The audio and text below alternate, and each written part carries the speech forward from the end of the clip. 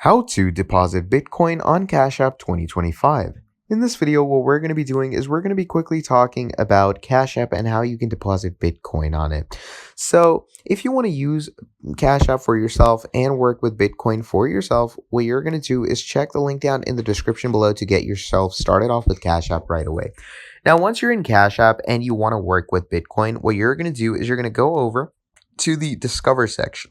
Now, in the Discover section, here it says, give the gift of Bitcoin.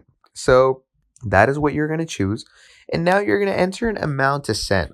So let's say I'm going to go with $100 and click on next.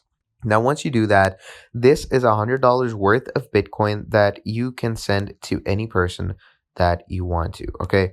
And you're going to make sure that whichever person you send it to, they have a Cash App. Okay. Now, if they do not have a Cash App, obviously you can't send this to them. But make sure the recipient is, fully accessed and had a Cash App and send it to them.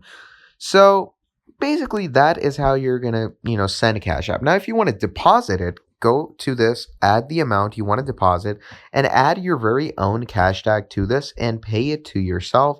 And that is how you're going to be depositing Bitcoin through Cash App.